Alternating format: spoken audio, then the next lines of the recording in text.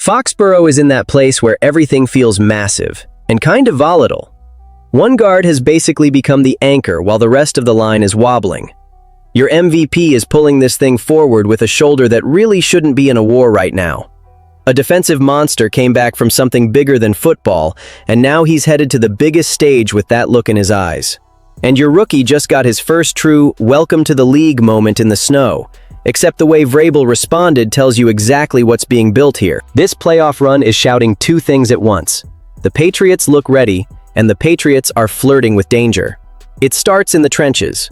3 playoff games, and they've given up 5 sacks in every single one.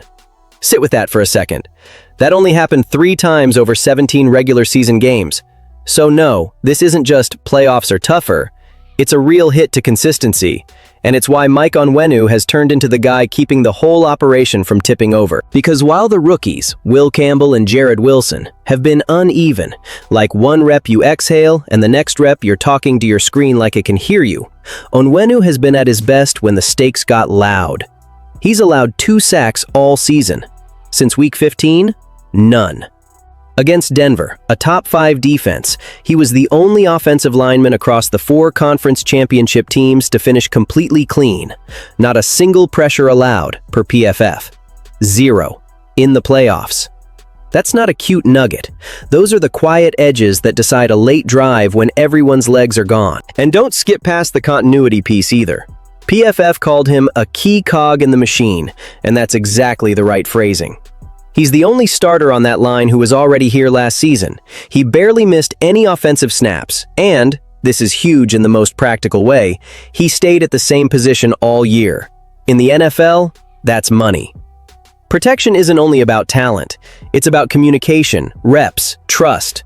It's about recognizing where the danger shows up before it shows up. Still, the red flag is right there. New England has to run the ball and protect Drake Maye against a Seattle front that can bring heat, and has bodies like Leonard Williams and Byron Murphy that can collapse things in a hurry. And I already know how the comment section is going to split.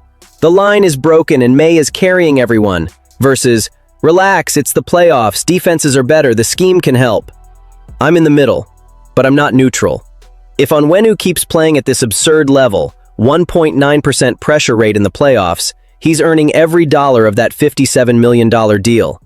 If the rest of the line doesn't meet him halfway though, you're living on scramble magic and third and long prayers. And here's the part that scares me the most. You can get used to your quarterback escaping. You stop demanding clean structure. You start accepting extra pressure as normal. Then one day, it isn't normal. It's the play that flips your season. That's why the Drake Maye conversation isn't just vibes. It's the chess match in this Super Bowl. Because analysts love doing the thing that keeps biting them with New England. Doubting the Patriots when it isn't pretty, when it isn't clean, when it doesn't look dominant on the surface. And nothing sums that up better than Maye going into the Super Bowl with a banged-up shoulder, an offensive line leaking, and still playing like the MVP. If this was another young quarterback, you already know the script. He's not ready. The moment is too big. Come back next year. Maye doesn't operate like that. Under pressure this season, he's been ridiculous. 8.9 yards per pass attempt when pressured. That's not surviving, that's attacking. That's producing through chaos. Context matters too. In 2024 as a rookie, he was already good, even while being mishandled and stuck with a rough supporting cast. Still made the Pro Bowl. Now, with the roster makeover under Vrabel, the rise wasn't gradual. It was straight to the top. Super Bowl, MVP level season. And he's done it while taking shots every week. 47 sacks in the regular season, 15 more in 3 playoff games. He barely gets a clean pocket, and he keeps solving it anyway. You can feel the fan base processing it in real time. It's confidence mixed with that quiet fear you don't want to admit out loud. He's built for this. But how long can he keep doing it? That's the tension. Seattle can bring pressure. They know the right shoulder isn't perfect. They know this line can wobble. The difference is Maye doesn't panic. He escapes. He extends plays. He turns busted looks into chunk gains. And I'm going to say something that might get people mad. Actually, no, let me phrase it better. It's just true in the context we're watching. The Patriots still haven't used Drake Maye's legs the way they should. Too much of his running has been improvisation, not design. That's a strategic miss, especially right now. If the shoulder isn't 100%, you take some load off the arm by letting the body do the work. Read options, QB keepers, boot action. Not as an emergency lever, as part of the plan. If New England really turns him loose, Seattle has to choose, spy the QB or blitz heavy. Either decision gives something up. That's the board. That's the adjustment that can win the game. It's the last game of the season. There's no saving anything. You trust your MVP, or you keep asking him to survive the same way he's survived all year.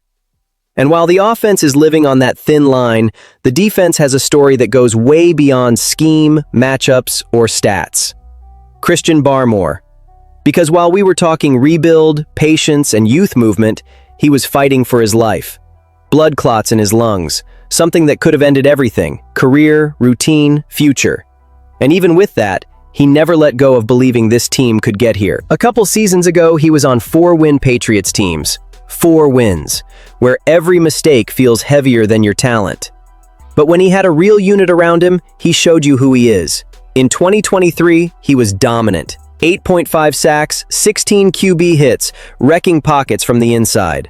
That wasn't some random hot stretch. That's why the Patriots gave him a 4-year, $92 million extension. And 3 months later, life punched back in a way no protection call can fix. In 2024, he played only 4 games.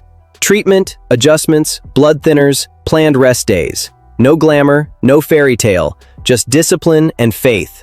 Then 2025 arrives, Vrabel comes in, and Barmore doesn't just return, he returns fully, plays every game, becomes a core piece of a defense that's gotten sharper as the stage gets bigger. And in the playoffs, he's shown up the way stars do. A key hit in the divisional round, then a sack in the conference title game. It's not about stuffing the box score. It's about presence. It's about an opposing quarterback feeling like the middle of the pocket isn't safe. That changes protection calls. That speeds up decisions. That stops games from turning into track meets. Yeah, there's noise off the field. That's real. You can't pretend it isn't. But between the lines, this team has rallied, and Barmore is the symbol of that. Resilience without the cheesy speech. He lived it. And while Barmore is the picture of maturity earned through pain, the other side of this story is the opposite. Raw NFL reality hitting a rookie at the worst possible time. Will Campbell. If you thought his test was rough, then you understood that Denver game perfectly. Snow falling, the score locked up, pressure flying in from everywhere, and your quarterback surviving more than he's operating. That was the real welcome to the league moment for the 4th overall pick. Not in September, not in a comfy spot, in the AFC Championship, with a Super Bowl ticket on the line. And no, it wasn't clean for Campbell. He got stressed. He lost some reps. You watched Maye hit the turf 5 times, and a chunk of that edge pressure came with Campbell being the guy under the microscope. If you walked away thinking, he's not ready, Vrabel answered that immediately, and it tells you what kind of culture this is. Vrabel didn't talk about footwork or hand placement in that moment. He talked about competitive character. It's not about success, it's about taking adversity and coming back the next week. That's the bet. The Patriots didn't draft Campbell because they expected perfection every Sunday. They drafted him because they believe he can take the punch, learn fast, and not hide. Also, quick reminder, don't ignore the run game context. Even with all that chaos, that line helped create 139 rushing yards, controlled the clock for over 32 minutes, and let New England win the kind of ugly, physical game it needed to win, 10-7. That matters.